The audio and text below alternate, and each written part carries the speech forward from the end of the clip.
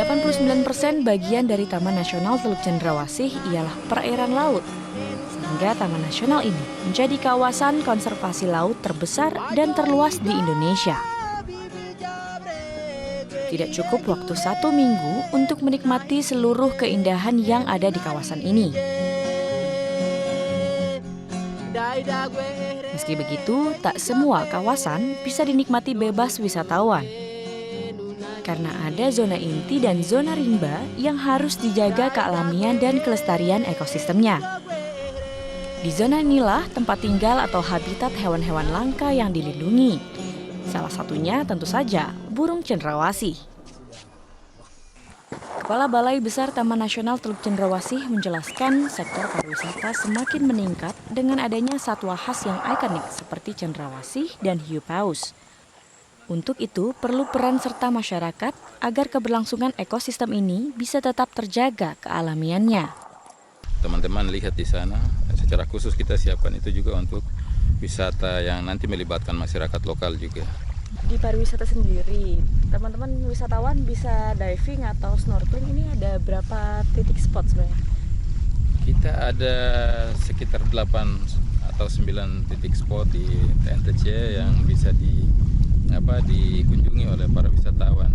Yang terkenal ada beberapa, seperti misalnya di sekitar pulau ini, Pulau Nuburi, kemudian di Tanjung Mangguar juga ada, dan 2 yang terkenal itu ada di bidang 2 dan bidang 3, yaitu di Selat Numamuran dan di Puruk. Nah, kedua spot ini yang memiliki keragaman spesies dengan kerapatan tertinggi di Indo-Pasifik sebetulnya. Wow, sepertinya saya rasa ya, di Teluk Cendrawasih ini hampir semua tempat kita bisa nikmati alam bawah lautnya ya Pak ya. Karangnya rapat, lalu juga indah warna-warni, dan begitu juga ada spesies khusus yang dilindungi seperti kima, itu juga cantik sekali ya Pak ya.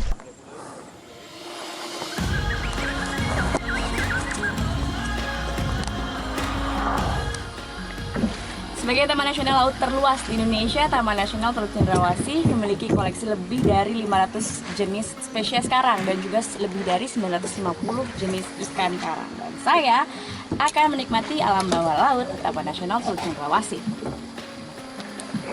Let's go!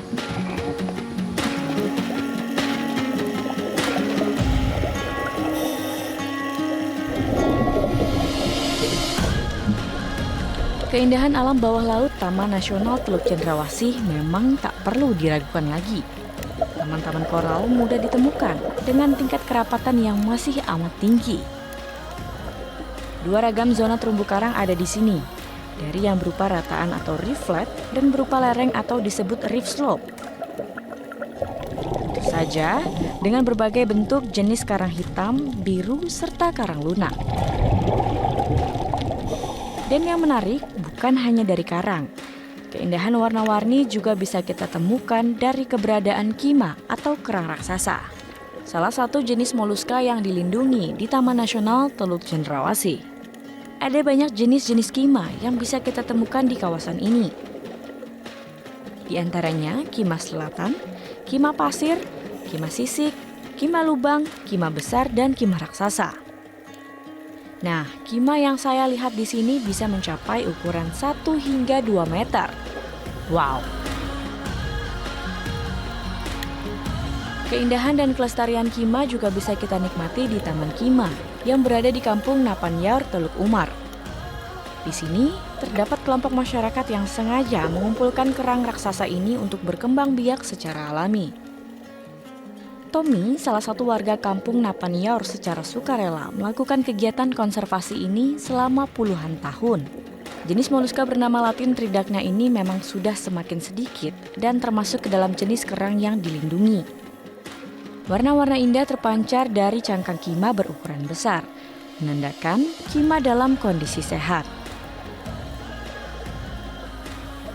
Menikmati alam bawah laut Taman Nasional Teluk Cendrawasih menyadarkan saya betapa masih alami dan kaya alam bawah laut Indonesia. Terbukti, tak perlu menyelam terlalu dalam, cukup di kedalaman 3 hingga 5 meter saja, kita sudah bisa menikmati indahnya surga bawah laut Taman Nasional Teluk Cendrawasih. Disinilah saya bangga menjadi negara maritim terbesar di dunia dengan sejuta pesona kekayaan alam bawah lautnya. Jadi, ayo ke Taman Nasional, nikmati surga alami kawasan konservasi, dan jaga kealamiannya untuk para penerus generasi.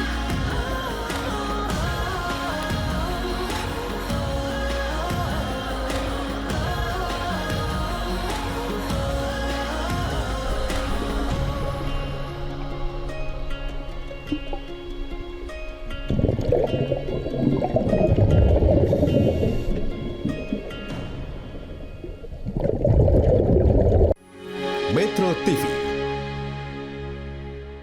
Jelajahi cara baru mendapatkan informasi. Download Metro TV Extend sekarang.